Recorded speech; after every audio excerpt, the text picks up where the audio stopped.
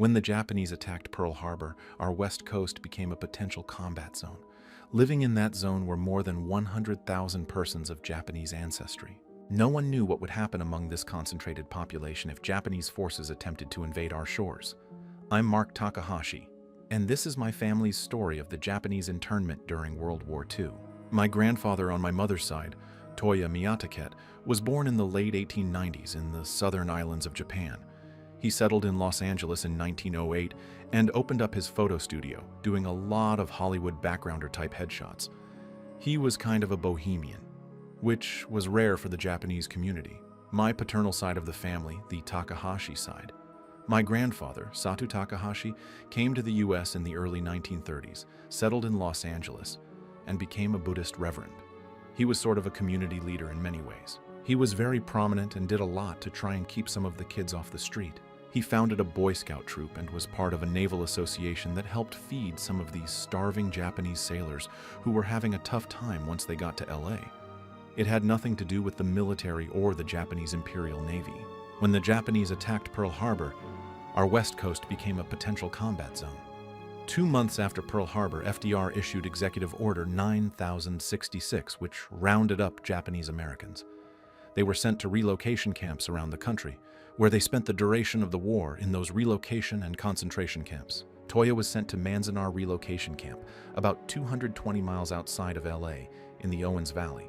When they showed up at Manzanar, the facilities were very primitive. 2x4 framed structures, and the only walls were tar paper. We're talking February, March.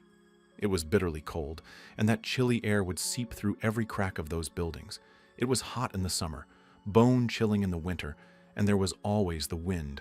Always the wind. On December 7th, 1941, Japan, like its infamous Axis partners, struck first and declared war afterward.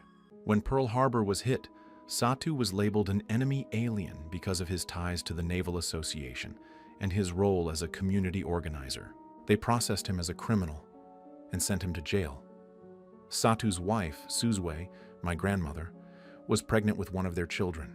Initially, they packed everything up and shipped her off to Santa Anita Racetrack. She was 3 months pregnant at the time, and they put her in a dirty horse stall, which probably wasn't ideal for a pregnant woman. Satu, after being imprisoned, was put on a train with other high-risk detainees, as they were labeled. Eventually, he ended up in Louisiana, while my grandmother, his wife, was in Arkansas. As an artist and photographer, Toya felt a compulsion to document what was happening, but he was forbidden to have any cameras with him. He actually smuggled in a film holder and a lens, and in camp he built a box that looked like a lunchbox. He designed it to open on one side, revealing the lens inside. He could unscrew the pipe to focus, click the shutter, and go. He did that for a while until he finally got caught. The camp director, Ralph Merritt, was sympathetic to the cause and allowed him not just to shoot, but also made him the official camp photographer. He set up a studio in the camp and would shoot portraits, weddings, and funerals, documenting life in general behind the barbed wire. At the time my grandfather was allowed to shoot in Manzanar, there was another photographer making the trek between LA and the Sierras. That photographer was Ansel Adams. He heard there was another photographer at the camp and decided to visit. They became close friends, and Adams started shooting with my grandfather in Manzanar. After the war, Ansel Adams became like an uncle to my mother and her brothers. Just before their death in the late 70s, they published a book called 2 Views of Manzanar, which showed their work side by side. There is a distinct change in Adams's style. It was much more artistic before the war, and during the war, it became much more documentary. People out in the field farming or families proud of the harvest. It's children lining up for their toy allocation, or it's Christmas time, and a quasi-Santa Claus shows up. It was really about showing what life was like, what families went through, almost showing that it was more normal than you might think. My Aunt Nancy was born in camp, and my grandfather actually didn't get to meet her until she was 3 years old. There was one moment when he was allowed to visit my grandmother and the family in Arkansas. During that time, my grandmother was petitioning the government to reunite the family, and the Spanish government, which was neutral during the war, was also petitioning on her behalf. He was allowed to go to Arkansas to visit because his youngest son had fallen gravely ill. They thought he was going to die, so they shipped him up there. He was only allowed to stay for 3 days. He wasn't allowed to touch his son and could only see him through the glass partition. Then he was shipped right back. After a certain amount of time, the family was finally reunited at the last camp, which was in Crystal City, Texas. They designated this camp for families of high-risk detainees. They remained in Crystal City until the end of the war. After the war ended, they finally returned to Los Angeles, but the government wanted to deport him because he was still labeled an enemy alien.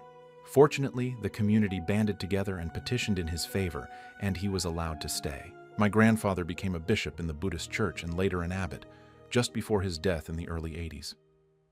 Toya didn't suffer nearly as much as a lot of other people in the community. Fortunately for him, he had many Caucasian and other friends in the arts community who held on to his property, his studio as well as his house. So, after the war, he still had a place to live and his business could reopen. They returned to LA, resettled in their house in Boyle Heights, and reopened the studio in Little Tokyo. They did their best to get the community back up and running. After the war, and after they were resettled, their opinions of America didn't really change. They were Americans before, and they were Americans after.